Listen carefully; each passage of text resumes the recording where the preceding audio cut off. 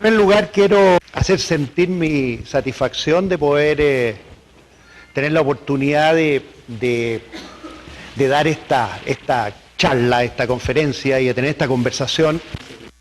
Presentan un grupo de gente jóvenes, venidas de la mitad, entiendo que de Guatemala, y la otra mitad de diversos países de la región.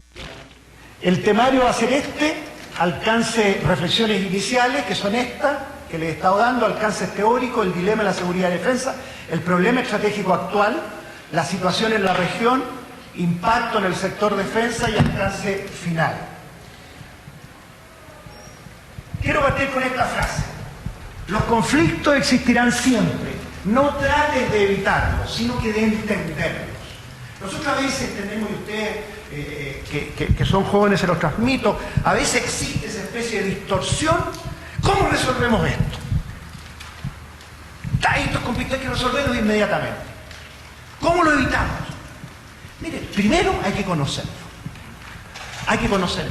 Como se plantea en sociología, los problemas que uno ve en la sociedad, que son los manifiestos, que son los que aparecen, no necesariamente son los reales, que son los que están latentes y son los que en el fondo han producido esa visión. Es como la teoría de la caverna de Platón, que la habrán estudiado todos en sus cursos de filosofía. Lo que nosotros estamos viendo a veces en la sociedad, no necesariamente es lo que realmente está pasando. Por lo tanto, tenemos que entrar al conflicto, a conocerlo, para entrar a los aspectos latentes que están debajo de lo que nosotros estamos viendo. Esta frase que los alumbre y los motive en el futuro de las actividades. En términos de defensa, la amenaza tiene una determinada definición. Nosotros los latinos, y alguien una vez dijo de que los latinos éramos gente muy simpática, como 500 millones, creo que somos 600 millones, que nos separa un idioma. Nosotros tenemos un idioma muy rico. Cuando uno habla en inglés, el inglés es un idioma técnico, es un idioma que dice war al fenómeno político de la guerra, warfare a las operaciones de la guerra, y así sucesivamente, political policy, es un idioma que va definiendo técnicamente. El idioma castellano es un idioma muy rico, y nosotros frecuentemente nos estamos moviendo en 4 diccionarios. Un diccionario es el de la Real Academia de la Lengua, que el inglés no lo tiene. Es el formal oficial que define las palabras. El segundo diccionario es el de la ley, que manda, prohíbe y permite. Cuando aparece una ley que manda, prohíbe y permite, está definiendo. El tercer diccionario, y aquí pongo el énfasis, es el diccionario de las disciplinas. Los médicos hablan de una forma, los sociólogos hablan de otra, los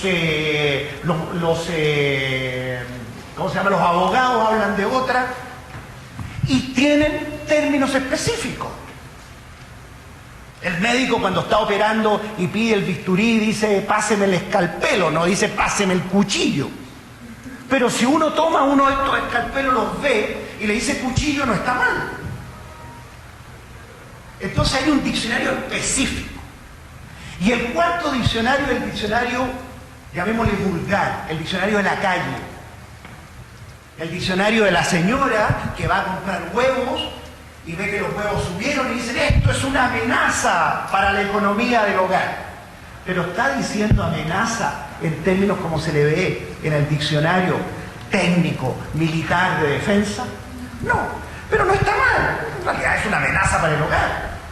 Bueno, en el diccionario, llamémosle de términos de defensa, se entiende por amenaza algo que afecte al interés nacional, que tenga que ver con una lógica determinada de un enemigo. Hay que ponerse en el papel de nuestro adversario, que sea lógica desde la perspectiva del enemigo. Alguien una vez me dijo, pero ¿cómo va a ser lógico que unos islámicos tomen unos aviones y los estrellen contra unas torres? Claro, no es lógico desde la perspectiva norteamericana, porque nunca lo han hecho a través de su historia bélica, pero es lógico de parte de agentes que no necesariamente eran de un Estado, que no tenían recursos y que eran terroristas. Entonces hay que ponerse en la lógica del otro y que sea capaz de realizar. ¿Es amenaza para Guatemala que Suiza le lance una bomba atómica? No, porque no tiene Suiza bomba atómica, por lo tanto no es capaz de realizar. Entonces, amenaza es cuando reúne estos tres características, y para ser resuelta debe necesitar de las capacidades militares de ustedes. Si no requiere las capacidades militares, en el idioma de la defensa no se le llama amenaza. Por ejemplo, un huracán. Un huracán, desde la perspectiva de la defensa, es un problema, una circunstancia, ¿cómo podríamos decir? Una catástrofe, pero no se le coloca dentro del rango de las amenazas porque no requiere las capacidades militares para resolverla. Yo no le puedo poner aviones, batallones de infantería y a ver dónde viene el huracán, ya lo lanzo por aquí por el lado. No tengo posibilidades. Lo único que puedo hacer es reconstruir después que pase el huracán. Para eso puedo ocupar a los militares. Entonces, me van a decir ustedes, bueno, pero esto se puede usar también porque es una amenaza, porque va a destruirnos la ciudad. Sí. Pero es que aquí estamos hablando del diccionario de la disciplina, acordarse. ¿Ah? ¿Por qué se ha llegado a esto? Se ha llegado a esto porque el castellano, a diferencia del inglés, les repito, es un idioma muy rico, muy lleno de sinónimos, y que es un idioma que muchas veces nos separa.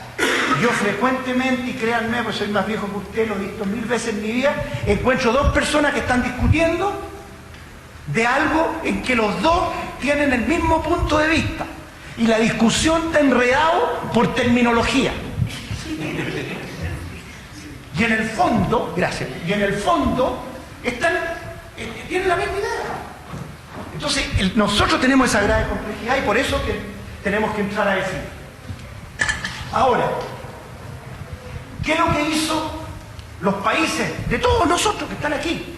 En la reunión, en la Declaración de Seguridad de las Américas, en octubre del 2003, colocó nuevas amenazas, preocupaciones y otros desafíos de naturaleza diversa. Y aquí colocó, bajo todos estos nombres, las circunstancias que preocupan en este minuto a la región. Y son las que están ahí. Coloca la pobreza extrema. La pobreza extrema requiere de capacidades militares para resolverse. ¿La puedo resolver con tanques, con aviones y buques? A no ser que venda los buques y los aviones y reparta la plata. Pero no puedo hacerlo. Entonces esa no sería una amenaza, sería preocupación, sería desafío poderla resolver. ¿Ah? Entonces aquí, si ustedes empiezan a ver, se van a empezar a dar cuenta de que solamente algunos pueden ser resueltos con las capacidades militares. Esas llevan el nombre propio de amenaza. Y los otros, preocupaciones, otros desafíos, problemas, que alibre nuestro rico diccionario para que le vayamos colocando nombre. ¿Por qué es muy importante? Porque los militares requieren planificar. Ustedes a lo mejor van a estar en el ámbito político, van a tomar una decisión, pero esa decisión el militar tiene que planificarla.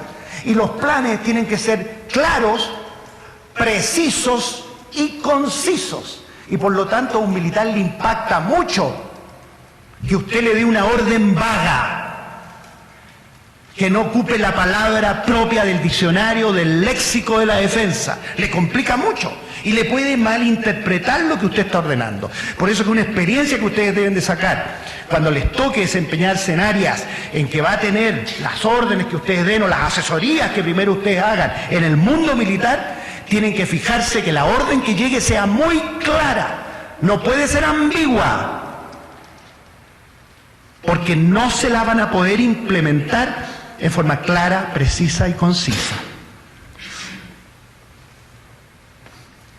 ¿Cuál es el dilema hoy día que tienen nuestros países, la gente? La gente, como todos nosotros, tiene el siguiente dilema: que los países tienen buques, tienen aviones, tienen lanzamisiles, pero resulta que un ladrón, un intruso, puede asomarse a la casa de ustedes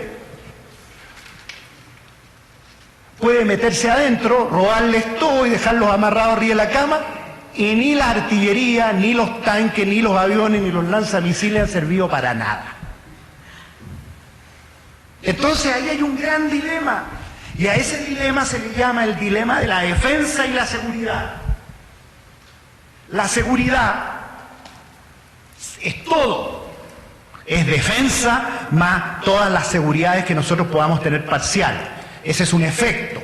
Pero hay también una seguridad que es la seguridad pública, la seguridad humana, se le han puesto distintos nombres, que es cómo protegemos a nuestra gente de la delincuencia organizada que hoy día, cada día más, adquiere más potencial e incluso adquiere capacidades militares. Si ustedes se fijan hoy día en algunos de vuestros países, o incluso más viéndolo por televisión, se van a dar cuenta que los policías ya no son los policías que conocimos antes. El Bobby inglés, por ejemplo, tengo entendido que lo van incluso a desaparecer. ¿Se acuerdan el policía que no usaba armas? El policía hoy día se viste casi como un soldado, porque el delincuente tiene armamento con capacidad mayor, y los policías tienen que usar casco, tienen que usar chalecos antibalas, tienen que usar armamento de mayor potencial, porque el delincuente tiene armamento bastante letal. Para resolver el tema de la seguridad tenemos tres variables. La primera variable es que siempre un ladrón, un delincuente tiene una motivación para hacer algo. ¿Podemos nosotros quitar esa motivación? Es muy difícil. Un terrorista tiene una motivación, muchas veces ideológica, filosófica o religiosa, para destruirnos. ¿Podemos nosotros orientarnos a que elimine esa motivación? Es muy difícil. Segundo, tiene que tener capacidades, o sea, instrumentos, materiales. Hoy día en el mundo lo más difícil, lo más fácil que hay es tener armas. En Estados Unidos el que quiere compra un arma. Existe el negocio del tráfico de armas. Por lo tanto, dedicarnos a controlar eso va a ser imposible. Por lo tanto, estos dos caminos iniciales son muy difíciles de poderlos resolver con las policías. ¿Dónde hay que focalizar entonces el esfuerzo? En disminuir el rango de oportunidad para que nos cometan el acto que nosotros nos queremos proteger. Y aquí entonces deben orientarse las policías para proteger a la ciudadanía, a que disminuyan el rango de oportunidad para que nos afecte. Esto está dentro del ámbito teórico inicial que les quiero presentar con el objeto de que ustedes vayan conociendo el contexto del tema y del problema de la seguridad y la defensa. ¿Cuál es el problema estratégico hoy? El problema estratégico hoy, y esto es importante que ustedes lo entiendan, porque ahí van a entender por qué Estados Unidos hace lo que hace, cómo son los conflictos en el mundo. Hay problemas que requieren de solución militar, como es la defensa del territorio. No hay otra forma de defender el territorio si no es con las Fuerzas Armadas. Y hay problemas que no requieren de solución militar, como la pobreza, como la cesantía, como lo que decíamos de antes, que no son amenazas, sino que son problemas, preocupaciones. ¿Cuál es el problema estratégico hoy? El problema estratégico hoy es este. Son los problemas que requieren de solución militar parcial. El caso de Colombia, por ejemplo. Todos sabemos que la resolución del caso colombiano no pasa solamente por usar las capacidades militares, porque hay una serie de elementos, aquí hay muchas variables más que están aquí. Por lo tanto, la solución el problema básicamente es este, donde la solución militar es solo parcial, es una parte de la solución. Es lo mismo de Irak. Ya hemos visto que Irak no era solo este círculo. Nos dimos cuenta que Irak era este otro círculo también. Y por eso, hoy día Estados Unidos privilegia estas operaciones militares. Y a futuro todos los países de la región en general van a prepararse para este tipo de operaciones, que se llaman de estabilización y de reconstrucción. ¿Y en qué consiste? Consiste que del mismo momento que las Fuerzas Armadas comienzan a operar en el caso de guerra, se comienza también a realizar los pasos de reconstruir y de estabilizar el país que está siendo afectado por ese conflicto. Por eso que para Estados Unidos hoy, la Secretaría de Estado y la Secretaría de Defensa entran desde el primer minuto a formar parte del conflicto. Uno peleando, la Secretaría de Defensa, con sus Fuerzas Armadas, y el otro ya trabajando las operaciones de no tumbar, la reconstrucción y la estabilidad del país. Entonces, este es el camino hacia el cual va la defensa en la región. Y este es el camino que, por supuesto, nos está mostrando Estados Unidos, que es el gran referente que tenemos porque está en el mundo del conflicto y está en el mundo de la guerra. El vector estratégico, esta es una proposición mía, pero que va a redondear la explicación anterior. Es una circunstancia estratégica que converge o impacta a la amenaza principal y que tendrá una gran carga de incertidumbre. Por ejemplo, ¿qué hubiese pasado si entre Colombia y Venezuela hubiesen llegado a una guerra hace un año atrás a raíz del problema con Ecuador? ¿Qué rol hubiesen tenido las FARC? Tenían tres posibilidades. Una, que dijeran, mire, mientras esté peleando, mal que mal somos colombianos, mientras esté peleando Colombia y Ecuador, nosotros nos vamos a mantener al margen y no vamos a realizar ninguna operación por un tema de lealtad con la patria. La segunda es decir, miren, nosotros nos sentimos más bolivarianos y nos vamos a ir con el enemigo y desde adentro entonces vamos a formar una quinta columna que va a favorecer al enemigo. Y la tercera es que hubiese dicho, mire, nosotros somos colombianos, qué sé yo, primero vamos a combatir con el enemigo por Colombia y después vamos a continuar la guerra que tenemos contra el Estado porque es un tema de colombianos. Cualesquiera que hubiese sido la solución, yo le llamo vector estratégico. ¿Por qué? Porque es un ente que tiene una dirección determinada, que cruza el problema, pero que tiene una gran carga de incertidumbre. No sabíamos cuál iba a ser la posición. Podíamos suponerla, pero no estamos absolutamente seguros, la estamos suponiendo. Por lo tanto, vector estratégico le llamo a toda circunstancia estratégica que converge, que impacta en la amenaza principal y que tiene una gran carga de incertidumbre. Y si hay una característica en el mundo actual, es que en general todas las amenazas tienen una gran carga de incertidumbre.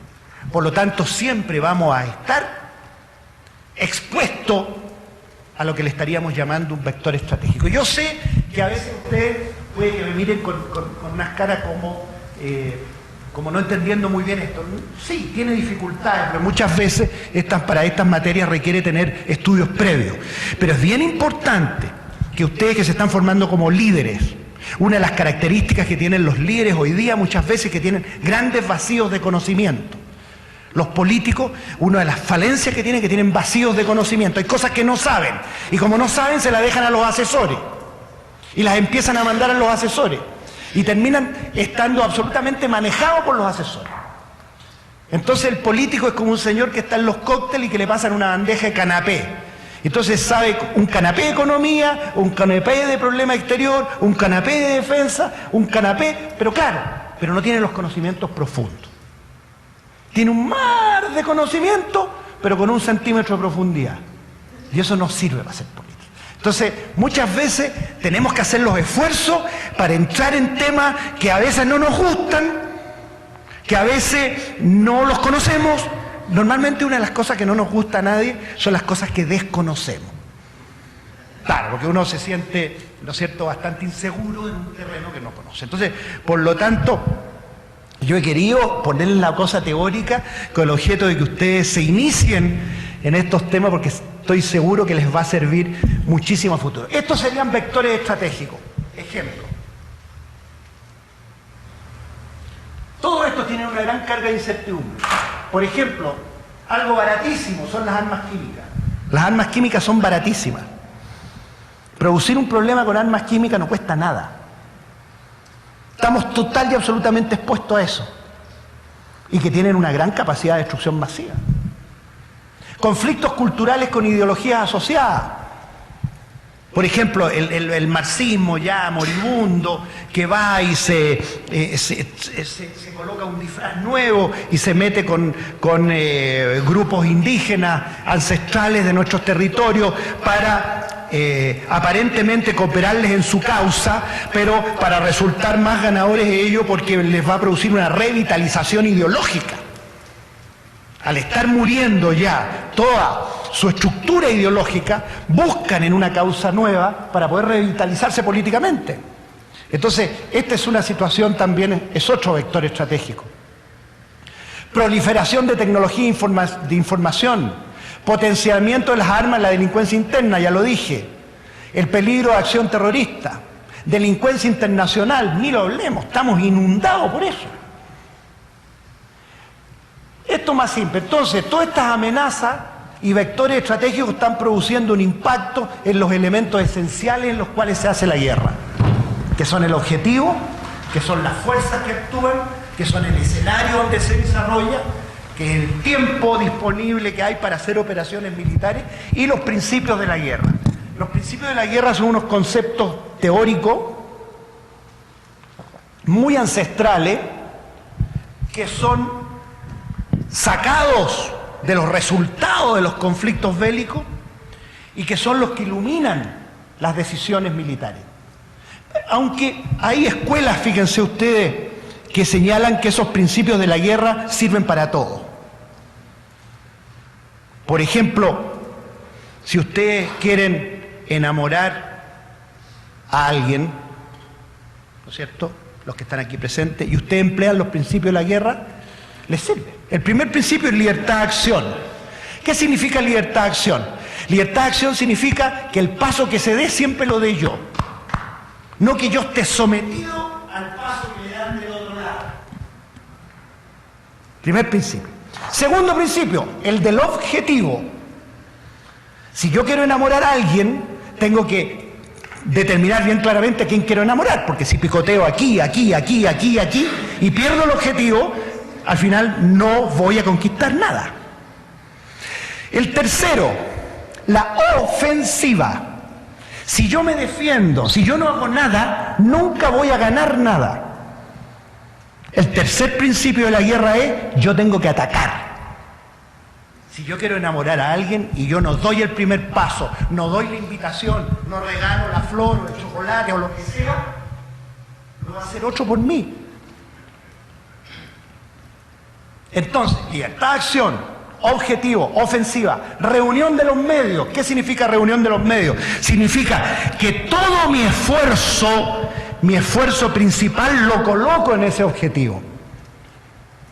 No que voy a decir, no, ¿sabes qué más? Tengo 5.000 pesos, voy a poner 1.000, compro unas flores 1.000 para mi objetivo, pero voy a poner 1.000 para este otro objetivo, voy a poner 1.000 para este otro objetivo.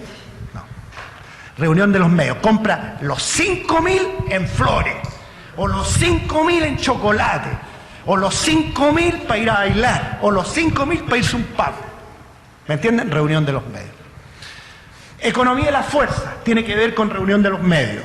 Significa que si yo reúno mis medios, en el fondo estoy economizando. Y finalmente, sorpresa y seguridad. ¿Qué significa?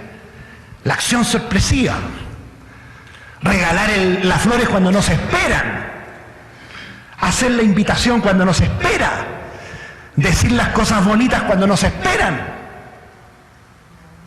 no ser total y absolutamente predecible. Entonces, y seguridad significa yo tener seguridad que para el caso de la guerra es fundamental que a mí no me apliquen la sorpresa, yo estar preparado. Si yo no quiero que me conquisten, tengo que tener seguridad, porque me puede sorprender cualquier cosa y caigo conquistado. Entonces, ¿qué les quiero decir? Les quiero decir que estos principios de la guerra que yo les he dado aquí, y que para ustedes a lo mejor les ha parecido siempre tan distantes los que han escuchado hablar de ellos, son principios fundamentales que sirven para todas las cosas en la vida.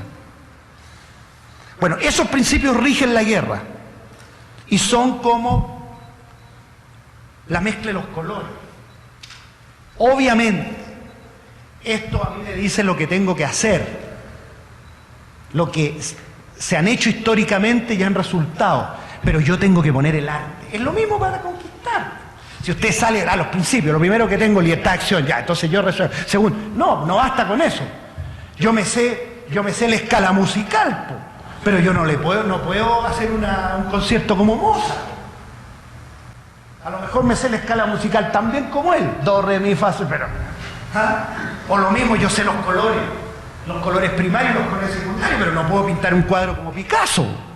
Entonces hay un componente científico y un componente artístico, siempre en la vida.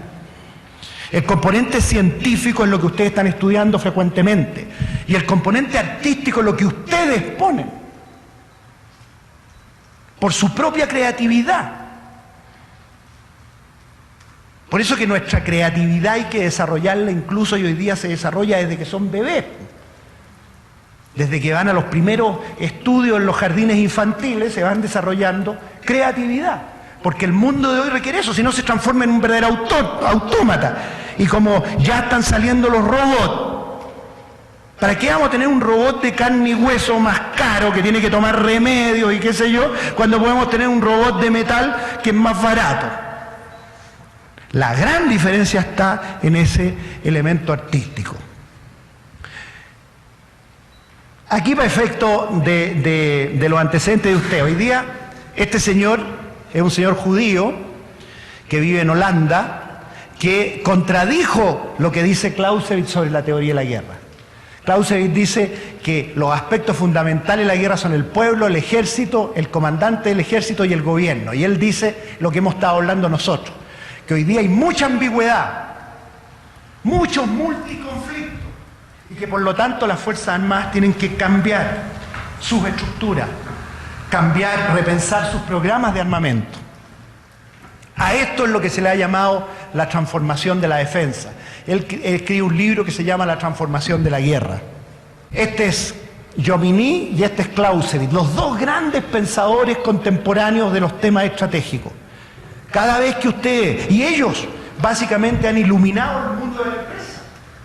El mundo de la empresa moderna ha escrito muchos de sus conceptos, tomando a Clausewitz fundamentalmente y a Jomini también, que son los dos grandes cerebros militares, intelectuales de la sociedad occidental moderna. Entonces, esta teoría de la guerra, que se caracterizaba por estos elementos, nos ha llevado en el mundo de hoy a un cambio. Entremos ahora al tema regional. La región tiene alguna fortaleza que ustedes lo saben. En primer lugar, es una zona de paz, a pesar de que, ojo y cuidado, hay presidentes de la República que han nombrado la palabra guerra desde hace un año atrás, a propósito de todo este incidente, Colombia, Ecuador, etc. Asume a la democracia como sistema de gobierno, tema que ya vamos a hablar, una democracia que requiere revitalizarse, una democracia que es muy imperfecta y rica en recursos energéticos, minerales y agua. Yo diría que son los tres grandes elementos, las grandes fortalezas que tiene nuestra región. Pero tenemos un montón de debilidades. La primera, la debilidad en las instituciones democráticas, que seguramente ustedes en este curso lo han hablado ya bastante. Hay países donde prácticamente no hay partidos políticos. Las instituciones muchas veces son lo más débil que tiene el sistema democrático. Y resulta que un sistema democrático debe fraguarse, debe construirse en instituciones sólidas. Entonces aquí hay un tema fundamental. No vamos a poder avanzar nada, mientras no se fortalezcan las instituciones. Los partidos políticos cumplen un rol, el rol de articular los intereses de la población, refinarlos, no llegar con todos esos intereses en una lista de 5.000 intereses, transformarlo en 4. El presidente Madison decía, uno de los aspectos más importantes de los partidos políticos que deben refinar las opiniones de la ciudadanía. En tercer lugar, tienen un papel educativo. El partido político debe educar a la población en los derechos y en los deberes cívicos. Y en cuarto lugar, debe estar en condiciones de ejercer el poder. Todo eso en un entorno en el cual la institución partido político sea más fuerte que el caudillo. Y eso es un elemento central.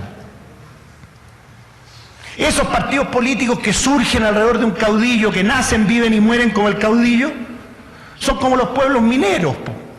Esos pueblos que nacen, viven y mueren cuando se descubre hierro o oro en un determinado lugar, pero cuando se acaba el oro, desapareció el pueblo.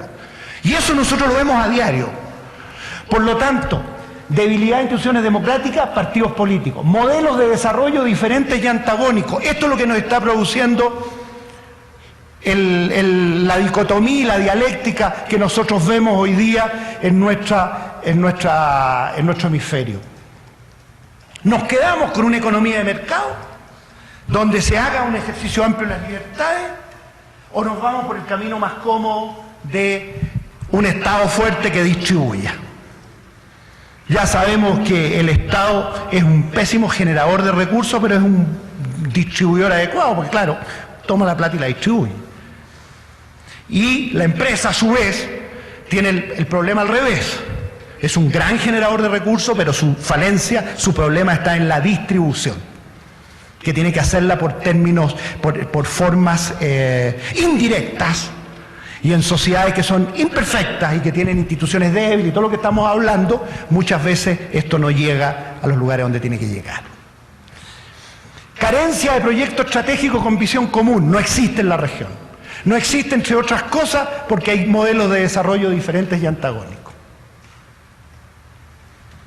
Falta de mecanismos de resolución de controversia y la debilidad de la OEA. ¿Quién tiene duda de que la OEA es débil? ¿Quién tiene duda de que la OEA hoy día no es capaz de resolver los problemas cuando lo hemos visto recién en Honduras? Entonces, ¿cómo lo hacemos para tener una OEA fuerte? Nunca vamos a tener una OEA fuerte.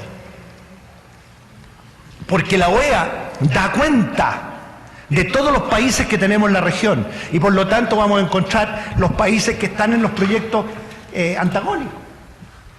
Por lo tanto, pensar que la OEA va a tener fuerza para resolver los problemas es un error, nunca lo ha tenido. Inseguridad de los habitantes.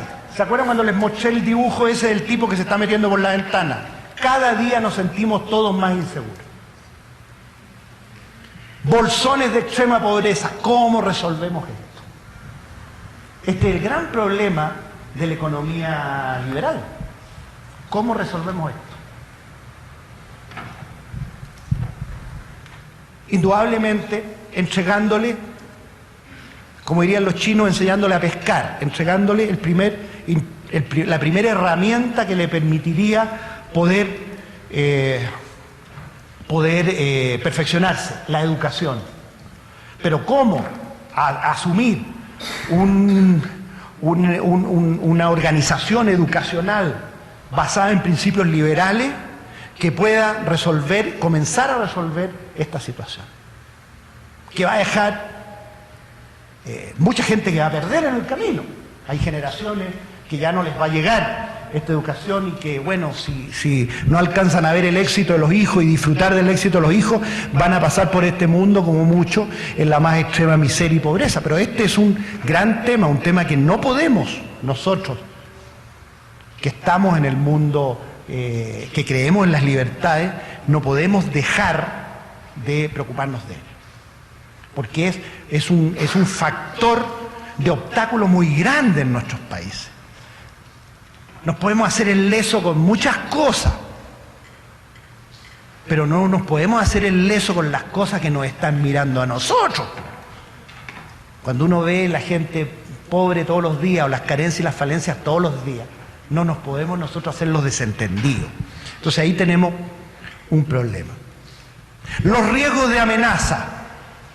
¿Cuáles podrían ser en la región, para toda la región? El bloqueo de una zona estratégica por parte de un Estado o un actor no estatal. Por ejemplo, el bloqueo del Canal de Panamá. Eso afectaría a todo. Afectaría a Chávez, afectaría a Uribe, afectaría a Bachelet, afectaría a Lula quizá un poco menos porque está mirando al Atlántico también, pero afectaría en general a la seguridad de la región. Y eso lo puede hacer un Estado o un actor no estatal. Delincuencia militarizada como narcotráfico guerrillero, Colombia. Eso le puede pasar a Perú, eso le puede pasar a Bolivia, los países que yo diría que están más cercanos a esta situación. Le podría pasar al mismo Venezuela. Proyección de las FARC a otros territorios vecinos. La FARC en Perú, la FARC en Ecuador, la FARC en Venezuela, la FARC en Bolivia. Interés agresivo de un Estado por recursos naturales. Esta yo la veo no tan inmediata. Una vez en una discusión en el Pentágono un experto decía, pero ¿por qué una potencia va a andar buscando agua si lo que más vamos a tener en el mundo va a ser agua por el calentamiento global y por el derretimiento de los hielos en la Antártida? Va a subir varios metros las costas, va a haber ciudades que van a desaparecer. Entonces, pero eso se considera una amenaza. Y agresión de un Estado a otro con desencadenamiento de conflicto. Lo que estuvo a punto de pasar entre Ecuador y Colombia, Venezuela con Colombia. O sea, eso está latente en la región. Hace unos meses y hace un año, unos 3 años atrás, esto no se colocaba como una amenaza en la región. Así que yo diría que las amenazas en general que pueden afectar a toda la región o a un grupo de países son estas 5 que tenemos acá. Ahora, ¿cuál? ¿Con cuál? ¿En qué circunstancias y cuándo? Son las incertidumbres. No es predecible la situación actual como para que nosotros pudiéramos decir esta amenaza o esta circunstancia se nos va a dar en tal o cual escenario. La cooperación, fíjense en esta frase, la cooperación no es ausencia de conflicto, es el medio para resolver el conflicto. Muchas veces decimos hay que cooperarse, pero hay que cooperarse porque cuando nos cooperamos no hay conflicto. No, precisamente hay que cooperarse cuando existe posibilidad de conflicto porque la cooperación es la forma de resolver el conflicto. Entonces ese es un principio que les traspaso con el objeto de que ustedes lo tengan en su pensamiento y que tiene que ver con lo que estamos hablando. ¿Cuál es el problema actual en la región? Este señor resucitó a Fidel Castro. Sí, Fidel Castro ya empezó a salir ya a circulación. Ya se sacó sus fotitos, ya comenzó a caminar, ya lo vamos a tener la próxima semana diciendo algo y parece que tiene para sus 10 años más. Pero este señor lo resucitó. Si Castro estaba totalmente ya sentado en la banca en términos futbolísticos. Y resulta de que ahora está entrando a jugar. Y eso fue porque este señor, con su capacidad de liderazgo, que lo tenemos que reconocer de una vez por todas. Podrá ser histriónico, podrá ser loco, podrá ser tropical, todo lo que ustedes quieran. Pero tenemos que reconocerle una capacidad de liderazgo.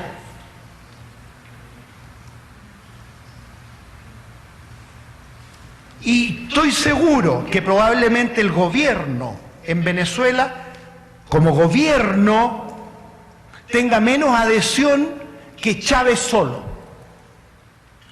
O sea, hay gente que cree más en Chávez que en el gobierno y dice, no, lo que pasa es que al comandante lo engañan, lo que pasa es que tiene malos asesores, lo que pasa es que no le dicen la verdad, lo que pasa es que no se reúne con buena gente, como que como no tiene partido político, tiene que buscar unos militares amigos de él ahí para poner de ministro de cualquier cosa.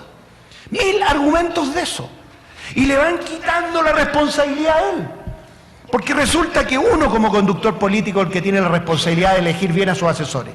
2, que no lo engañen. 3, de acercarse a la realidad. De ser un líder de terreno. Y que si quiere ser un líder mundial y ir a Irán y pasear por Irán y qué sé yo y por Bolivia, hágalo. pero dedique un tiempo equivalente también a conocer sus propios problemas. Entonces también se le justifica eso. Pero lo concreto es que hay que reconocer la capacidad de liderazgo de Chávez. Chávez manda el país como se manda un regimiento.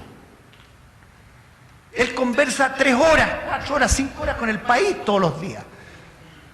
Y llama a la señora Juanita, oye, Rolando, mira, te vamos a entregar. Él conversa con él. Y eso a la gente le gusta. Todos los gobernantes hoy día de la región, si ustedes lo ven, son gobernantes que en las campañas políticas, ¿qué es lo que hacen? Aparecen cerca de la población. Antes, hace 30, 40 años atrás, eran distantes. Nunca un presidente salía dándole la mano de Estados Unidos, no recuerdo, en casos muy puntuales y de otros países menos, a alguien del pueblo. Hoy día Obama sale a comerse una hamburguesa o llama a la Casa Blanca al policía que tuvo el problema con un señor X hace poco. El presidente que sale a acercarse a la ciudadanía. Y eso Chávez lo sabe hacer. Cuando Chávez hace esos a los ciudadanos y conversa con una señora ahí que a lo mejor es un palo blanco, a lo mejor es colocada por él mismo. ¿Cómo se llama? De Leopoldo. No, a los ciudadanos, a los presidentes. Cuando salen a los presidentes, cada venezolano siente que está hablando con uno. Eso, ahí está el tema. Es irrelevante con la persona que habló, que fue con Lina Ron o con este, con el otro. Cada venezolano siente que está hablando con él. Y esa situación es una situación sumamente potente. Y este señor ha resucitado a Fidel Castro.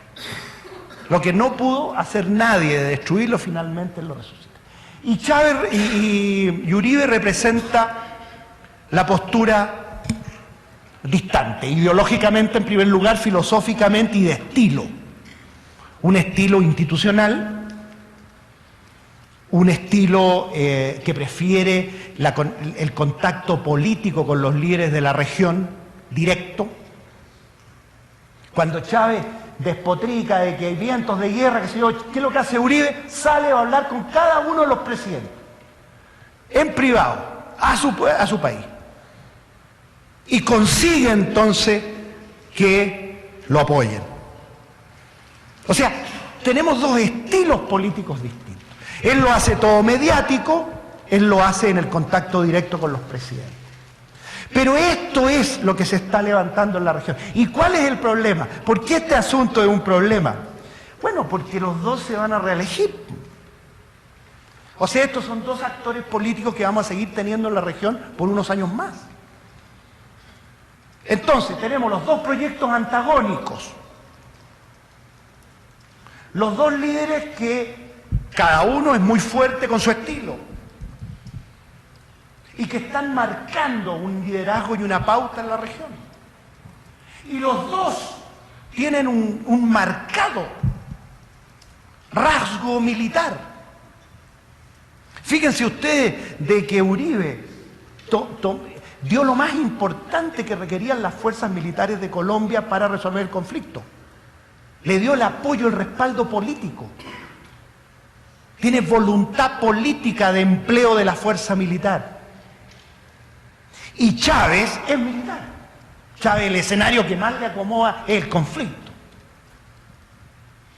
Por lo tanto, pensar el tema militar de aquí para adelante es muy importante en la región.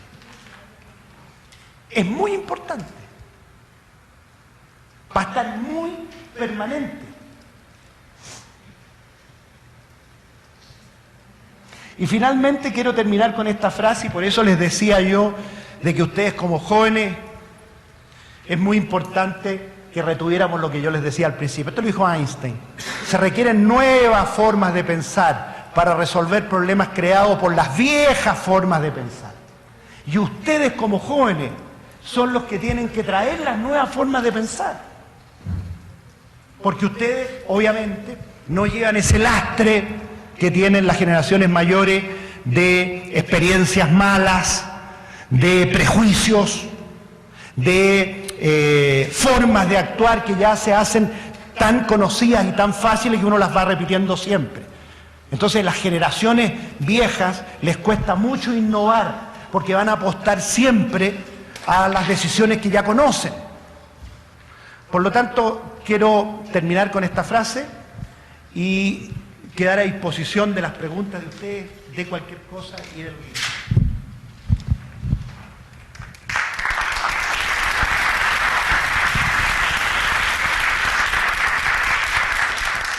Claro, cuando está hablando usted de las distintas amenazas... ¿Aquí? Sí.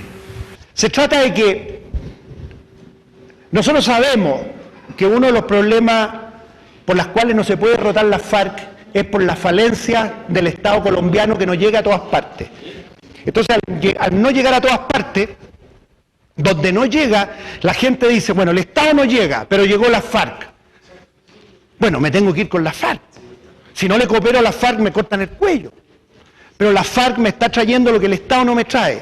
Entonces, el Estado colombiano se da cuenta de que tiene que usar el elemento militar por una parte, pero tiene que llegar con el brazo del Estado.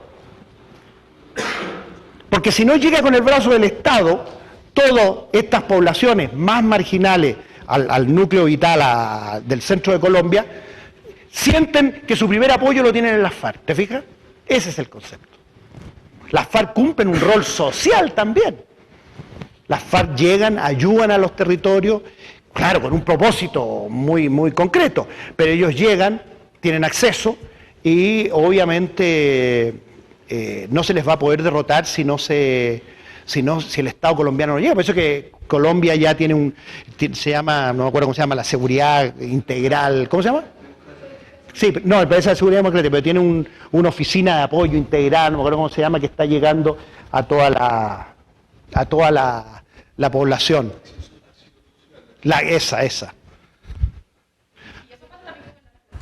Soy de acá de Guatemala, pero vivo en un departamento que se llama Quetzaltenango.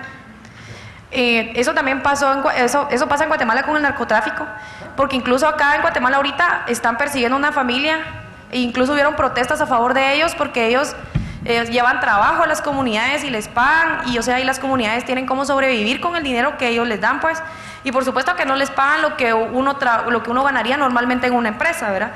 Y ellos les dan como que más comodidades, e incluso no pagan impuestos, podemos decirlo así, porque los narcotraficantes tampoco pagan impuestos, pues, entonces, ¿por qué esos trabajadores también tienen que pagar? O sea, realmente ellos ven como que las ventajas que les da el narcotráfico, aun cuando saben de que el narcotráfico es totalmente maligno para la sociedad, pues. Entonces, o sea, con la frase de Einstein que usted colocó ahí, a mí también hay una que me gusta mucho, que es la que dice que la locura consiste en hacer siempre lo mismo y esperar resultados diferentes. O sea, nosotros tenemos que cambiar, o sea, y no seguir en lo mismo. Y, o sea, es bueno analizarlo, pero también hay que dar como que soluciones, ¿verdad? Y o sea, no esperar que las cosas cambien solas. Y tener conciencia de definir muy bien el rol del Estado, ya te doy la palabra, y que el Estado tiene que llegar a todas partes. Nosotros, como estamos en un mundo liberal, muchas veces tenemos esta especie de prejuicio con el Estado. Esto tenemos que manejarlo muy bien. El Estado debe ser cualitativo, no cuantitativo. Pero sobre todo en esos países que están a disposición del narcotráfico y de la delincuencia internacional, que puede comenzar a cumplir el rol del Estado, es muy importante que nosotros tengamos un diseño del Estado moderno y que llegue. Sí, con respecto a la última frase que colocaba ahí de Einstein, que dice: se requieren nuevas formas de pensar para resolver los problemas creados por las viejas formas de pensar, ¿verdad? Una filosofía más que todo. Debido a bueno, podemos relacionar lo que sucede en Honduras, ¿verdad? Que esa nueva forma de pensar en nuestro país creó un nivel de esperanza, pues. Entonces es ahí donde se aprovechan este tipo de doctrinas de las que promulgó Zelaya, ¿verdad? Lo que se aprovechó, utilizó y utiliza la pobreza, pues, para decir cuando la vida de él totalmente es diferente, pues. Dice los oligarcas, cuando él ha sido secretario de la empresa privada, pues. Dice los pobres, que ustedes no quieren que yo les ayude a los pobres, y él manejando una Harley Davidson, ¿verdad? y utilizando un sombrero extenso y todo eso, ¿verdad? Entonces, ¿cómo no concuerda el discurso con la práctica, verdad? Pero ellos, la gente dice, este hombre es el único que habla así, es el único que se relaciona, que nos visita con la Harley Davidson, aquellas montañas, ¿va? En los valles y todo eso. Entonces, vemos el discurso populista y la gente no ve eso.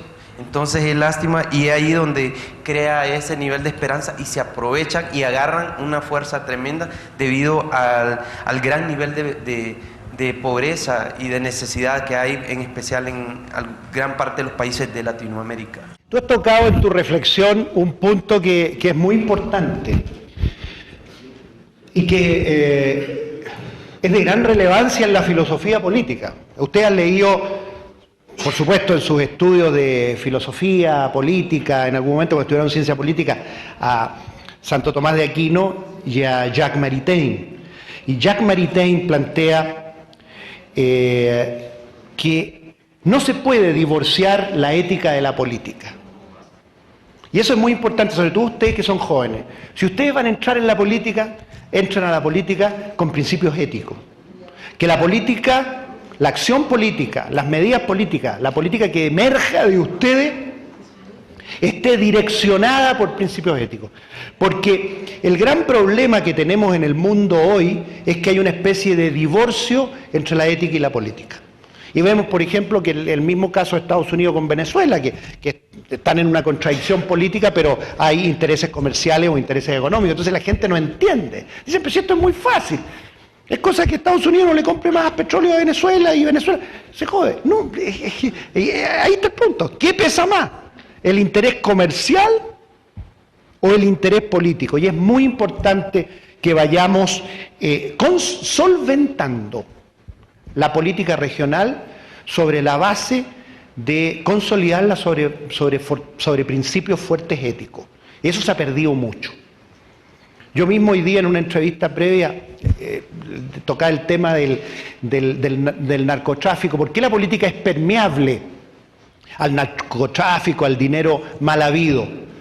Por el alto costo de las campañas políticas, pues.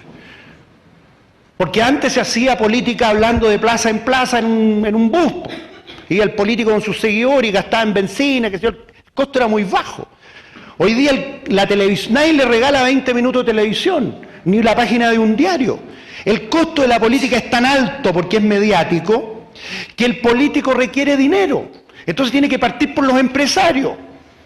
Y el empresario le da 5 a uno, 5 al otro, 5 al otro, 5 al otro. ¿Ah? Eso normalmente hacen los empresarios, le van dando un poquito a cada uno. Pero entonces después, cuando ya no tiene ahí, para el segundo paso. Entonces finalmente termina el narcotráfico, termina la delincuencia económica permeando a la política por el alto costo de las campañas políticas. Porque la política hoy día se efectúa y se da en televisión. Entonces, este es un tema que también tenemos que pensar. ¿Será conveniente que el Estado le proporcione a los políticos un dinero determinado para las campañas y al mismo tiempo se les controle de que no usen mayores presupuestos que eso? ¿Va contra la libertad? Sí, claro, va contra la libertad. Pero no nos podemos olvidar que cuando nosotros estamos hablando de democracia, estamos hablando no de un conjunto de instrumentos democráticos. La alternancia en el poder, el sufragio, el ejercicio de las instituciones republicanas, el check and balance. Cuando nosotros hablamos de democracia, estamos hablando de dos grandes valores que están en vasos comunicantes, que es el mismo líquido, que es la autoridad del Estado y la libertad de los individuos.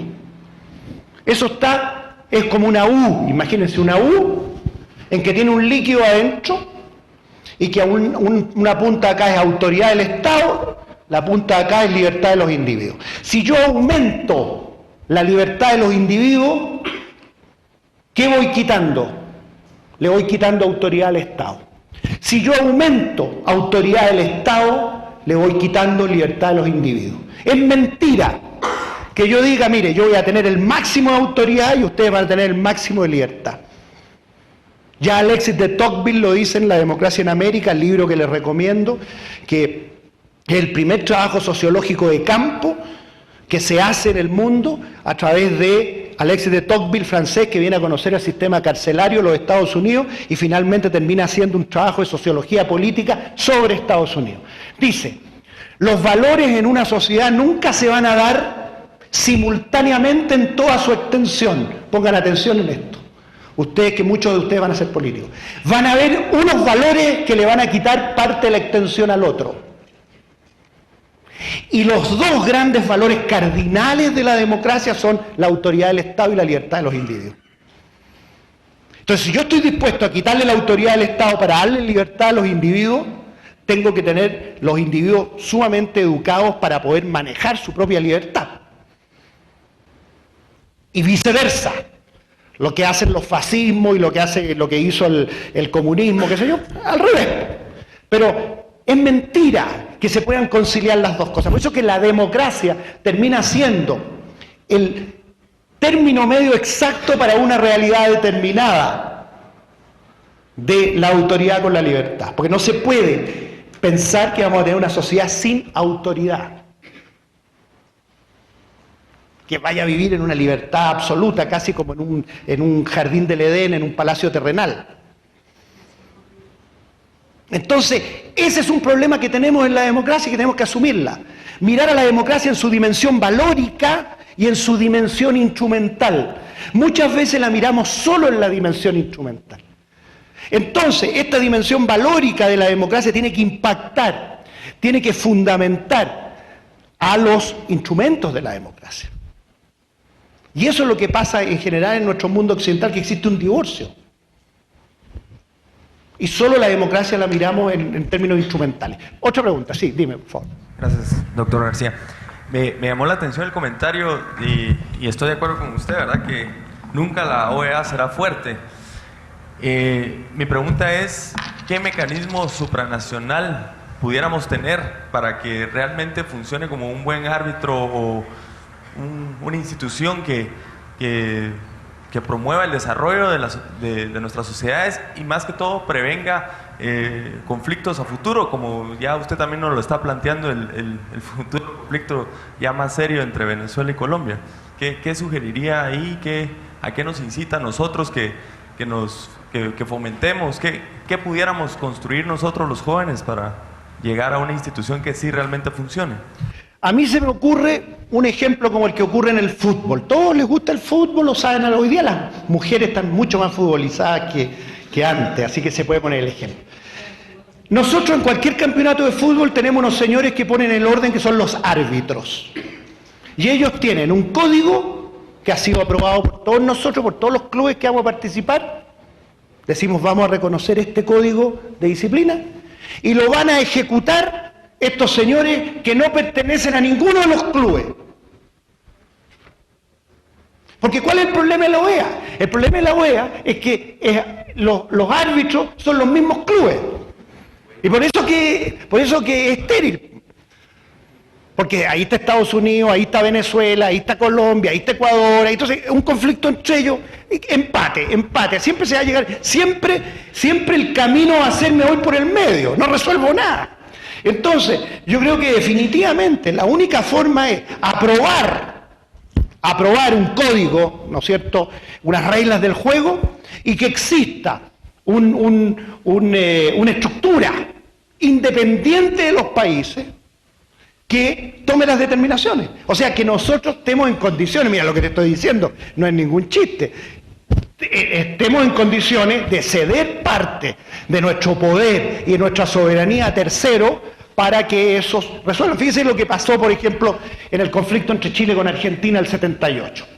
¿Cómo se resolvió? Se estuvo a punto de ir a la guerra, porque los dos países optaron por un tercero, que era el Vaticano, que es reconocido como una escuela diplomática de gran capacidad y de independencia, para que ese arbitrara. Pero la OEA, capacidad de arbitraje, no va a tener ninguno porque no es un árbitro reconocido. Son los mismos clubes los que están representados. Usted al mencionar el paralelo, distinción y similitudes entre el presidente de Venezuela y el presidente de Colombia, mencionaba una similitud y es que los dos se quieren reelegir.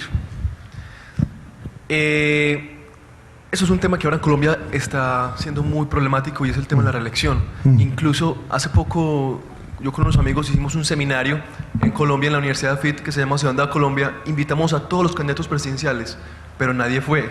¿Por qué? Porque si se someten al escrutinio público les van a preguntar por la reelección y no se quieren someter a eso. El presidente Álvaro Uribe tampoco ha afirmado tajantemente que se va a reelegir. Tampoco lo ha dicho que no.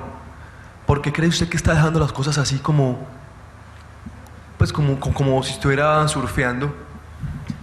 ¿Y por qué no ha dicho algo específico? ¿Y cree usted que él quiere seguir estando en la presidencia para poder afrontar todos los problemas con el presidente de Venezuela? Yo creo que el presidente Uribe se va a reelegir de todas maneras, va a ir a la reelección de todas maneras. Yo creo que él siente que su obra no está terminada, él siente que su obra no está terminada, que tiene que resolver el tema del conflicto bélico para el cual realmente ha tenido voluntad para resolverlo. Así que a mí me parece que va a ir a la reelección porque siente que la tarea no ha sido culminada. Eso por una parte. Por otra parte, yo creo que también el mundo de la izquierda internacional es bastante hostil al presidente Uribe. Él en el puesto de presidente está bastante más blindado a que sentado en su casa, y por lo tanto ese es otro factor que a mi juicio también tiene relevancia. Pero en lo personal, si ustedes me preguntan a mí, yo en lo personal, independiente del tema de Colombia, que yo creo que hay situaciones bastante peculiares, como un conflicto bélico, el único en la región, un rol de Uribe que ha sido determinante y que nadie puede desconocer, que si las FARC hoy día están en una situación de crisis militar es por la voluntad política de Uribe. En lo personal, yo, sacando este tema del camino para analizar, a mí no me gustan las reelecciones hechas las reglas del juego, que estamos jugando ya el partido, entonces estamos en minutos 32, digo, vamos a jugar 3 tiempos, ¿ya? Oiga, no, pues sí, que el partido dura 2 tiempos, no, a ver que vamos a jugar 3. Y segundo, a mí las reelecciones no me gustan porque siempre yo en la reelección veo como una falta de respeto al resto de los ciudadanos. O sea, no hay más ciudadanos en un país que la política tenga que ser llevada a cabo por un grupito minúsculo que no representa en el 0,0000.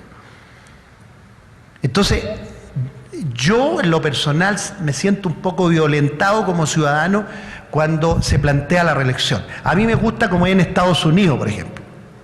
4 y 4 y chao. Pero ya está establecido. Todo el mundo sabe. En el caso, por ejemplo, otro caso que conozco, el de Chile, es 4, después tiene que venir otro y después puede ser reelegido. Pero la reelección eterna, esta que ha puesto Chávez así, no hay otro venezolano que pueda. Entonces llevan el germen, un poquitito como diciendo, mire, si no soy yo, la muerte, ¿no? Entonces, particularmente en lo personal, yo creo que pensando ustedes como jóvenes, mirando a futuro, hacer democracias donde fundamentalmente tenga fluidez, tenga circulación las élites, lleguen ideas nuevas. Pero hoy día la reelección es un elemento central. Ahora, ¿qué pasa en Estados Unidos? Que en Estados Unidos, con ese sistema, los primeros 4 años, ¿qué hace un presidente? Busca asegurarse la reelección de los segundos 4 años. Entonces, no se puede esperar que en los primeros 4 años un presidente cumpla todo lo que dijo en la campaña. Los primeros 4 años son muy conservadores. Por esa razón. Muy buena conferencia, me encantó lo que dijo. Tengo 3 preguntas, cada una diferente.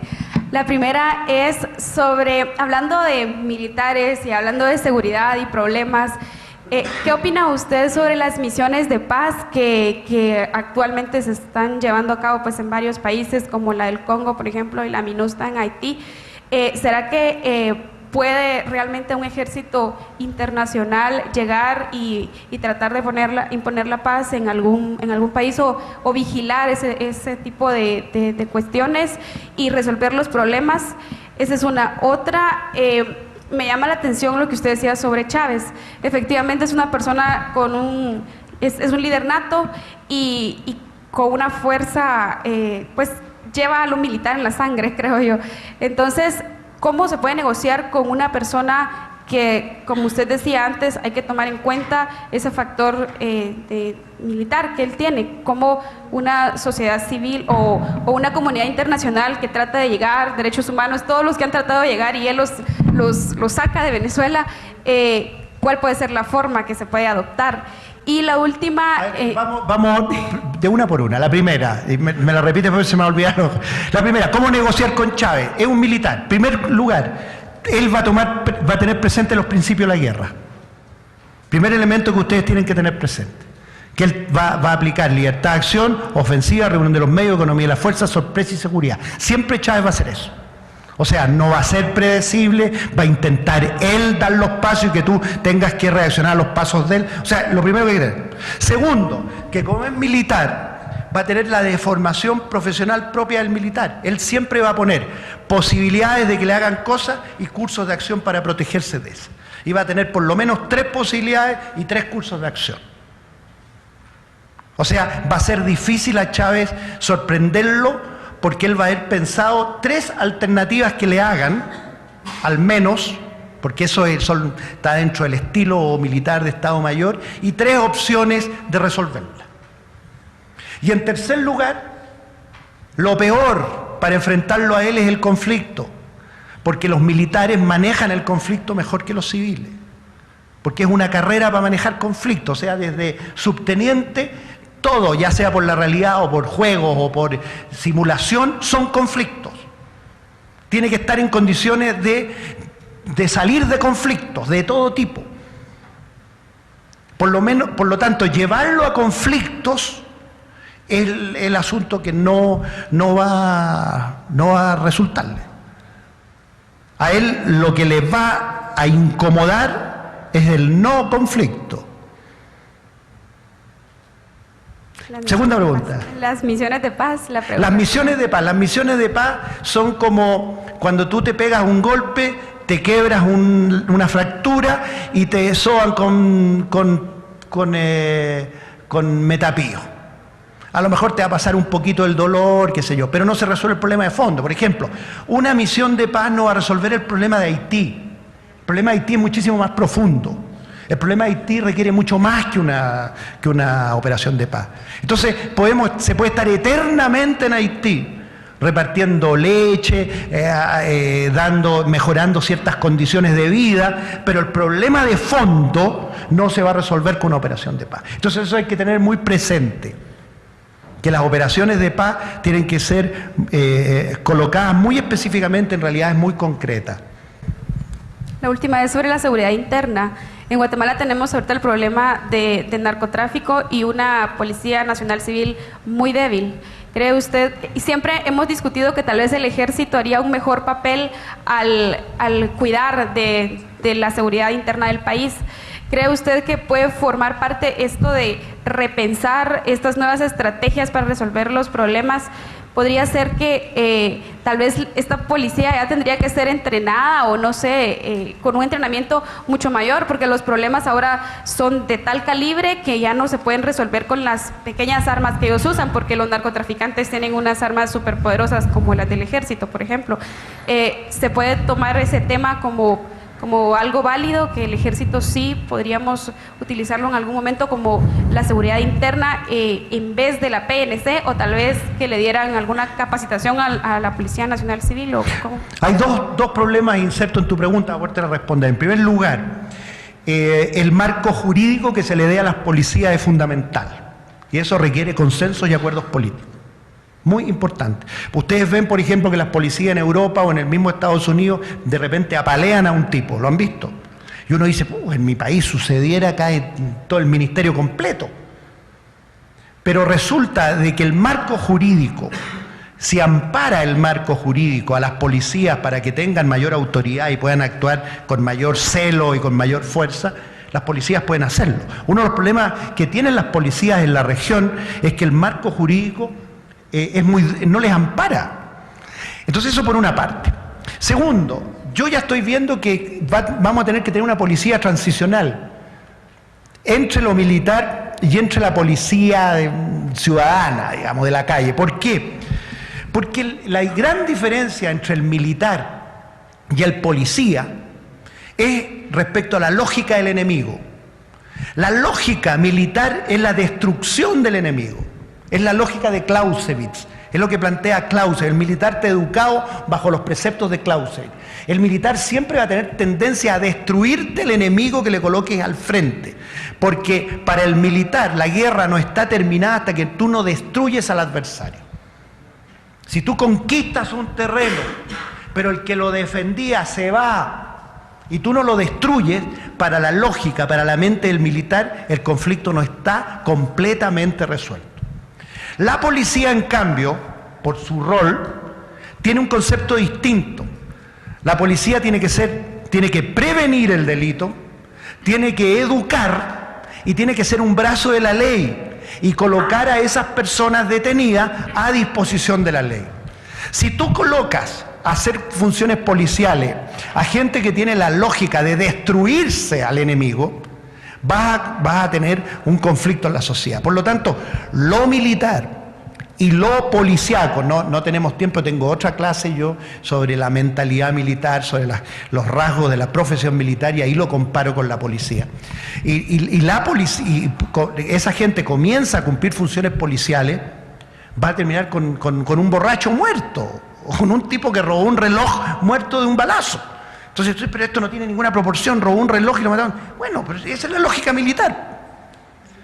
Entonces, ¿qué es lo que hay que hacer? Hay que mejorar las policías, porque ya vimos que en la seguridad no podemos centrarnos en la motivación ni en las capacidades, sino que en disminuir el rango de oportunidad para que no se desarrolle el acto delictual. Y eso requiere el uso de la policía. Hay que mejorar las policías. Durante años en la región nos preocupamos de mejorar las Fuerzas Armadas. Y las Fuerzas Armadas en muchos de los países aquí presentes tienen mucho prestigio. Hay países aquí donde las Fuerzas Armadas tienen más prestigio que muchas otras instituciones, porque se intentó mejorarlas por años. Por ejemplo, el caso de Ecuador, el caso del mismo Chile. Hay diversos países, Colombia. Entonces, lo mismo hay que colocar el énfasis en las policías, ya seriamente. Y ahí vamos a tener que definir si a las policías se les da un rasgo militar o se les da un rasgo civil. Por ejemplo, el caso de Chile, perdónenme que lo coloque de ejemplo, pero es el que conozco más. Los carabineros están rankeados altísimos, pero los carabineros es una institución militar, con generales, con sargentos, con tenientes, con cabos, con escuela de carabineros, con uniforme, con disciplina, con formas militares, pero con la lógica policial. Bueno, ¿queremos esa policía o queremos esas otras policías que son netamente civiles? Son dos opciones distintas. Pero eso es lo primero que tenemos que definir.